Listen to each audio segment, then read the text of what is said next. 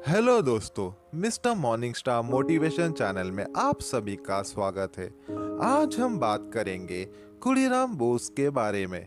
वर्ष 1889 के दिन स्वतंत्रता संग्राम के अमर सिपाही खुदीराम बोस का जन्म हुआ था। खुदीराम बोस देश की आज़ादी के लिए 18 साल की उम्र में हंसते हुए फांसी के फंदे को चूम लिया था। एक बार उन्होंने कहा कि गुलामी से बड़ी और भद्दी दूसरी बीमारी हो सकती है क्या। खुदीराम बोस 18 साल की उम्र में इसलिए शहीद हुए क्योंकि उन्होंने एक स्वतंत्र और आज़ाद भारत का सपना देखा था। खुदीराम बोस ने केवल 6 वर्ष की उम्र में ही अपने माता पिता को खो दिया था और उनकी पढ़ाई लिखाई का खर्चा उनकी बहन उठाया करती थी। उनका नाम खुदीराम क्यों पड़ा, इससे जुड़ा एक दिलचस्प किस्सा है।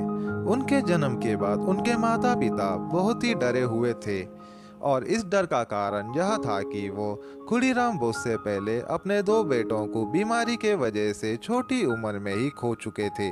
उनके पिता को डर था कि कहीं खुदीराम बोस की मौत भी ऐसे ही ना हो जाए, इसीलिए उन्होंने तय किया कि वो अपने ही बेटी को 3 मुट्ठी चावल में बेच देंगे।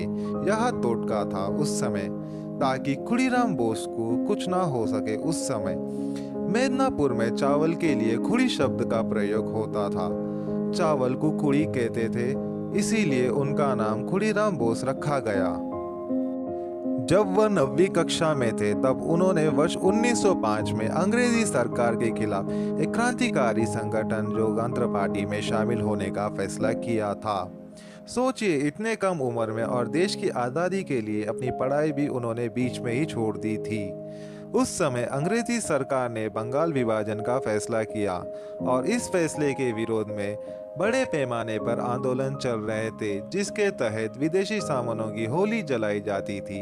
विदेशी सामानों का बहिष्कार किया जा रहा था। आज़ादी के बाद भी भले ही अखबारों की कलम नेताओं के आगे झुकने लगी, लेकिन उस जमाने में अखबार लोगों के मन में क्रांति की आग पैदा किया करते थे। अखबारों ने बहुत बड़ा रोल निभाया था हमारी आज़ादी के लड़ाई में। खुदीराम बोस और उनके दूसरे क्रांतिकारी साथी अक्सर अंग्रेजी अफसरों से छुपकर एक जगह इकट्ठा हुआ करते थे और यह पढ़ते थे कि आज अखबारों में उनके बारे में क्या लिखा है। उस समय बंगाल में महान अरबिंदु घोष वंदे मातरम अखबार में विदेशी सामानों की होली जलाने की खबरें प्रमुखता से छाप रहे थे और यह खबरें अंग्रेज़ों के खिलाफ लोगों को एकजुट करने का काम किया करती थी और लोगों को यह पढ़कर बड़ा मज़ा आता था और इससे एकता की भावना पैदा होती थी। हालांकि इस आंदोलन के दौरान एक ब्रिटिश जज ने क्रांतिकारियों पर खूब अत्याचार किए थे।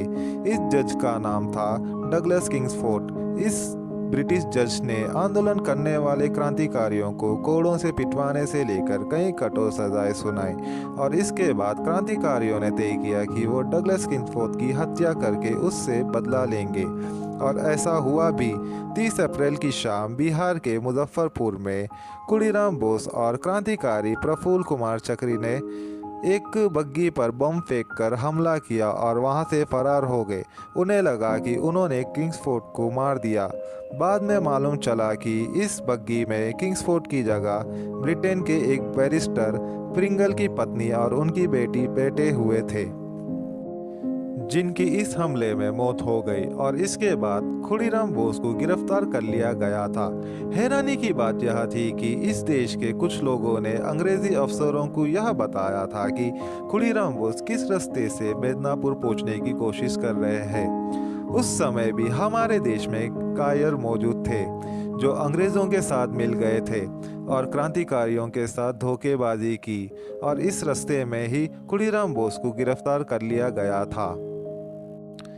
13 जून 1908 में उनको फांसी की सजा सुनाई गई थी।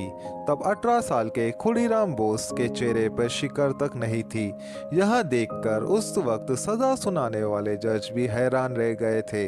जज और उनके बीच उस समय एक ऐसा संवाद हुआ जिसे कई वर्षों तक याद रखा गया था। फांसी की सजा सुनाने के बाद जज ने खुदीराम बोस से पूछा, क्या तुम्हें फैसला समझ आ चुका है? इस पर खुदीराम बोस ने जवाब दिया, हाँ, लेकिन मुझे कुछ कहना है।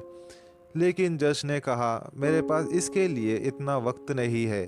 जज की इस बात पर खुदीराम बोस ने आखिरी शब्द यही थे कि अगर उन्हें मौका दिया जाए तो वो यह बता सकते हैं कि बम कैसे बनाया गया था, ताकि बाकी क्रांतिकारी भी आज़ादी की लड़ाई को कमज़ोर ना होने दे और हर घर में बम बनाकर बहरे अंग्रेज़ों को शोर सुनाया जा सके।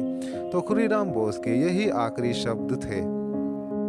खुदीराम बोस के बारे में एक और बात लोग कम ही जानते हैं। उनके समर्थन में बाल गंगाधर तिलक ने कई लेख लिखे थे और इसके लिए उन्हें वर्ष 1908 से 1914 तक राजद्रोह के मामले में बर्मा के जेल में 6 साल तक रखा गया था। उस समय कोर्ट में बाल गंगाधर तिलक का केस मोहम्मद अली जिन्ना ने लड़ा था, जो बाद में भारत के विभाजन का कारण बने, जिन्होंने पाकिस्तान का निर्माण कराया था। 11 अगस्त 1908 में ब्रिटिश हुकूमत ने खुदीराम बोस को फांसी दे दी और उनकी शहादत के बाद बंगाल में कई दिनों तक स्कूल बंद रहे। वो लोगों में इतने लोकप्रिय हुए कि उस समय नौजवान के धोती और कमीज पर खुदीराम बोस लिखा हुआ करता था। तो यही थी हमारी youngest freedom fighter Khudiram Bose की कहानी। थैंक यू और चैनल को सब्सक्राइब कीजिए।